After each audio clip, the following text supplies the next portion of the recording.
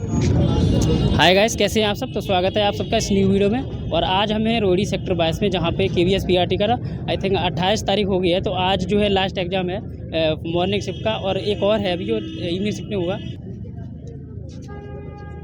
Ma'am कैसा गया exam आपका? अच्छा गया। कैसा एग्ज़ाम आया था? इजी था। CDP से क्या पूछा था? CDP से इजी क्वेश्चन मतलब थे। लेवल कैसा था CDP का? बहुत इजी था। और EVS का? EVS का 6, 7, 8 तक क्वेश्चन थे और 5th क्लास के भी। अच्छा, NCERT से क्या क्या पूछा था EVS से? काफ़ी सारे क्वेश्चन थे, इजी था। हिंदी कैसा था? अरे अच्छा था, इजी था। तो स्टूडेंट से बात करते हैं हम, देखते हैं बात करके। कैसा एग्जाम था भैया आपका? बहुत अच्छा एग्जाम रहा है। अच्छा, मैथ कैसा आया था? मैथ ठीक था, अच्छा था। और EVS?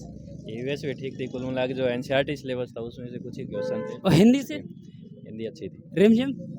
रिमझिम पढ़ा है, बस पेडागोजी को छोड़ के। अच्छा, पेडागोगी अच्छा नहीं आया था आज? पेडागोजी ठीक नहीं है। अच्छा, तो पेडागोगी का मतलब बता रहे कि अच्छा नहीं आया था। और मैम कैसा रहा आज का एग्जाम? अच्छा था। कैसा रहा एग्जाम आपका? एग्ज़ाम मतलब कि जो पहले पेपर हुए थे उनसे काफ़ी हेल्प मिली है, और जो रिमझिम है उसके जो राइटर थे उनमें से 4 से 5 क्वेश्चन आए डायरेक्ट। और इंग्लिश जो है बिल्कुल इजी थी, और हिंदी और इंग्लिश बिल्कुल इजी थे, और मैथ्स भी मतलब कि मॉडरेट टू। अच्छा, इसमें FLN और RT NEP? हाँ, एक क्वेश्चन आया हुआ था FLN का, और एक आया हुआ था हमारा क्या नाम है, मनोदर्पण से आया हुआ था, मेंटली डिसऑर्डर से जो है वो आया हुआ था। EVS कैसा था? क्योंकि 25 का जो एग्जाम था ना, 25 का जो एग्जाम था ना, तो उसमें EVS में बच्चे ये बता रहे थे कि स्टेटमेंट बेस्ड क्वेश्चन थे, जैसे 2 स्टेटमेंट दे रखी थी, और बताना था कि पहली स्टेटमेंट है जो दोनों है, दोनों को रिलेटेड है या नहीं है, इस तरह से क्वेश्चन थे EVS में। मतलब सिंपल क्वेश्चन नहीं थे। एक कुडुक भाषा से आया हुआ था, जो पहले भी आया था कुडुक का, तो इस बार भी आया हुआ था कुडुक का, पर उसमें भाषा का नहीं पूछा था, कुछ और पूछ रखा था, थोड़ा घुमा कर पूछ रखा था। अच्छा, और ये हिंदी में जैसे रिमझिम से मतलब कितने, मतलब NCERT से कितना लेवल था? 1 to 5? एक तो ये आया हुआ था कि कब आऊँ करके त्रिपाठी जी थे उसके, और एक हमारा आया हुआ था क्या नाम है वो मेरी किताब में से आया हुआ था एक बुक फुक, और एक आया हुआ था हमारा उसका शेर और भालू की कहानी पूछी थी इस बार? नहीं, शेर और भालू की कहानी तो नहीं थी, बट एक जीके में क्वेश्चन आया हुआ था, वो अवार्ड, वो नहीं आते बाल साहित्य अवार्ड की गुजराती भाषा में। ये नहीं आया, मैंने सारे ये याद करते कि किस किस को मिले हैं, ये आया कि कौन सी किताब के लिए मिला, उनका मतलब वर्क पूछ लिया उसके अंदर। कंप्यूटर क्वेश्चन कैसे थे? कंप्यूटर के बिल्कुल इजी क्वेश्चन आए थे, बिल्कुल 5 क्वेश्चन आए थे, आई थिंक पाँचों के पाँचों मेरे सही हो मैथ कैसी थी? हैं। मैथ एंड एक्चुअली मेरी मैथ वीक है, पर कई क्वेश्चन तो यही आए थे 5 अंकों की, ये मतलब मैथ के जिसको मैथ आता है 5th तक का ही आया हुआ था, इजी आया हुआ था मैथ। अच्छा, एक बात आपसे हम पूछे कि अभी तक लेके जैसे 21 से लेके 27 तक एग्जाम हुए, अभी ये मॉर्निंग शिफ्ट का ना KVS PRT का ये लास्ट एग्जाम है, ठीक है? तो उन एग्जाम को देख के कैसा एग्जाम कहेंगे इसको आप? किस नहीं, जैसे मैं बहुत डर रही थी CDP में जा रहा, क्योंकि वो 60 मार्क्स की है, और CDP में ऐसे क्वेश्चन बिल्कुल नहीं थे जो रटने वाले थे।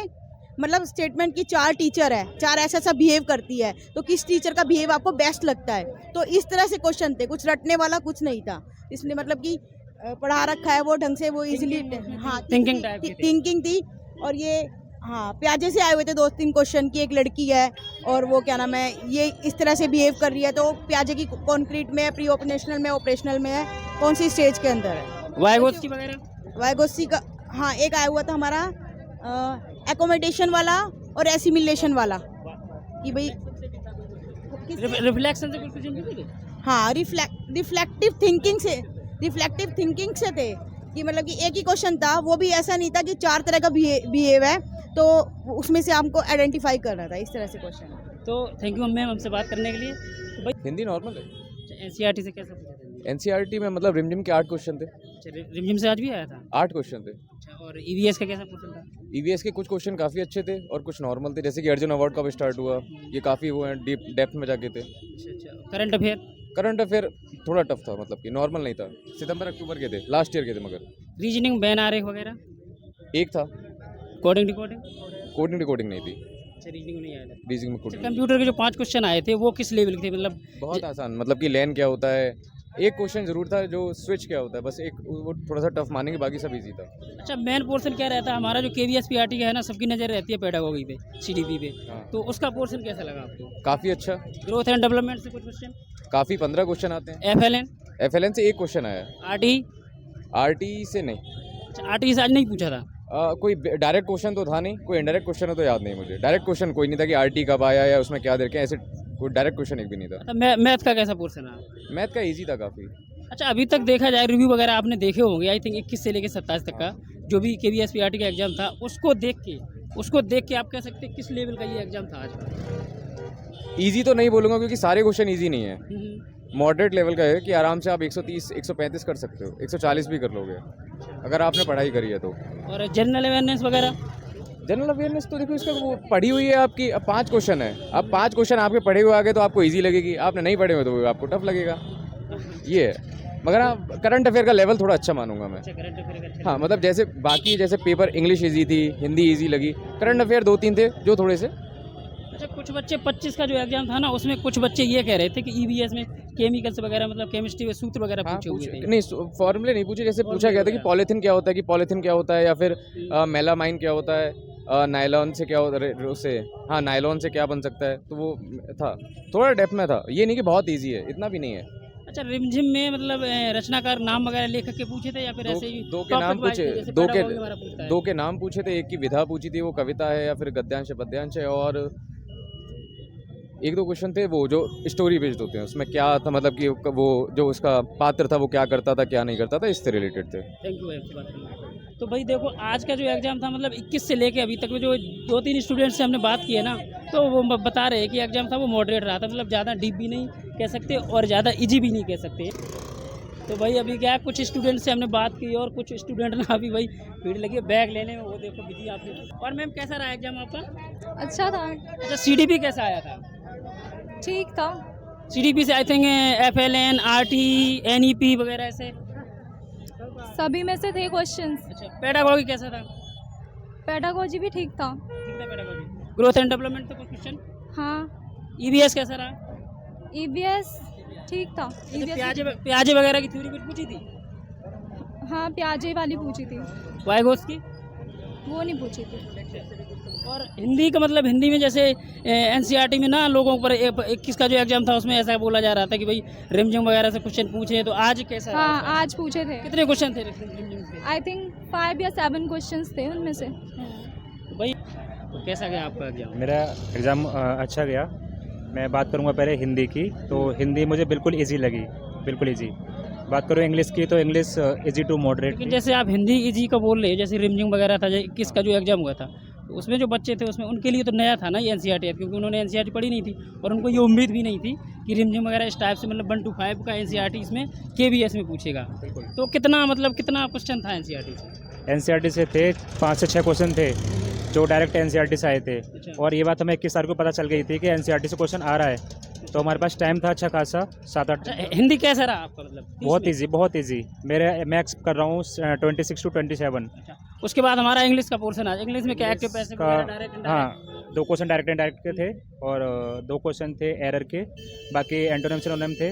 तो इंग्लिश का मैं करता हूँ एक्सपेक्ट अपना 23 to 25। एंटोनियम का ज़्यादा प्रॉब्लम रहता है कुछ बच्चों को, एंटोनियम वो कैसा है? वोकैब है, तो वोकैब का तो कोई पता नहीं कहाँ से आ जाता है। अच्छा, कंप्यूटर का कितना मतलब कैसा था? कंप्यूटर का बहुत इजी। EVS? EVS बोलूँगा इजी टू मॉडरेट। रीजनिंग में कोडिंग डिकोडिंग? नहीं, एक क्वेश्चन था, वेनारिक? वेनारिक नहीं था। नहीं था नहीं। नहीं।